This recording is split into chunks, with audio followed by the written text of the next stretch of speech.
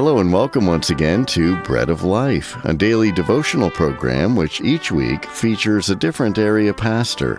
Our speaker for this week is Pastor Jared Eaton of West Haven. Shalom, friends. This is Jared Eaton from Joy of Israel Messianic Jewish Congregation in West Haven.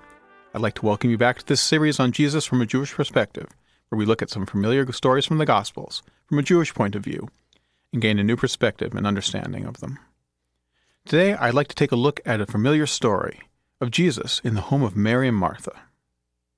One of the striking things about this story is how short it is. There are 3,779 verses in the Gospels alone. The Mary and Martha story is just 4 verses in just one book. It's insignificant in the scope of the Bible. So why does this story resonate so much? Why is it so well known?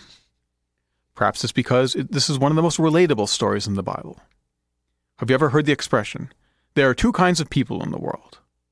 This story is a good example of that principle. In some ways, everybody is either a Mary or a Martha. We know that Mary is the one who has her priorities straight. She sits at the feet of Jesus and listens. She is humble and at peace and concerned with godly things. Martha, on the other hand, is unfocused and running around doing 10 things.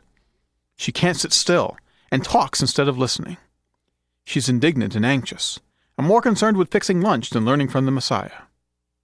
It would seem the moral of the story is, be like Mary, don't be like Martha. But I believe this image of Martha is unfair. We have as much to learn from the Marthas of the world as we do from the Marys. There was a popular book written in the 90s called The 5 Love Languages. According to this book, there are 5 love languages, 5 primary ways that people express to their significant others that they value and cherish them. My wife's love language is quality time.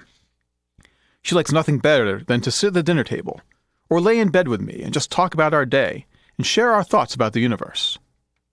My love language is acts of service.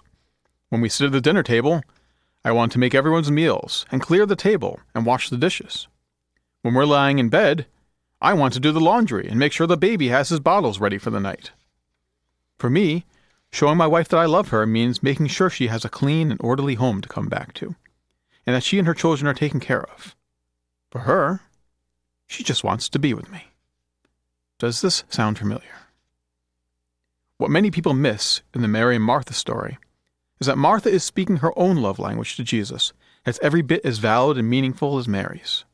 Remember, Jesus doesn't rebuke Martha for serving dinner. It's only when Martha insists that Mary stop spending quality time and start doing acts of service that Jesus corrects her. Martha's mistake isn't in how she serves the Lord, it's that she doesn't recognize the value in Mary's service. And we need to take care not to make the same mistakes ourselves. There are many love languages, and we speak them not just to our husbands and wives, but also to God. For some of you, your love language is quality time. You can be still and pray. You can talk to and listen and receive from God, and that's wonderful. Or maybe your love language is studying the Scriptures. Maybe you talk to God by opening a book and learning about the Word and understanding the heart of God in that way, and that's wonderful too. Maybe you're not a great scholar, and you don't always know how to pray, but music speaks to your soul. And when you sing, you are singing your own love song to God. That's wonderful too. Or maybe you're a Martha. Maybe you show your love to God by vacuuming the church, or brewing coffee in the kitchen, or setting up chairs, or taking out the garbage. And maybe people don't always understand or speak your love language. Maybe when they look at you, they think you should pray more, or study more, or read your Bible more. And maybe you should. But your language is wonderful too.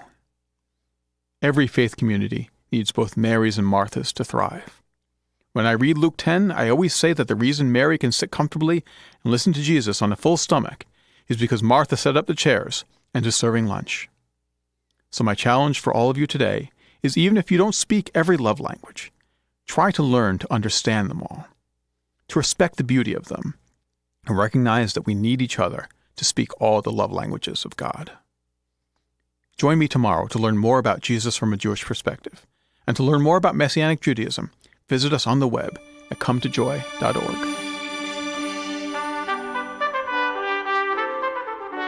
You've been listening to Pastor Jared Eaton of West Haven, and this has been Bread of Life, a daily devotional program produced by WIHS featuring pastors from throughout our listening area.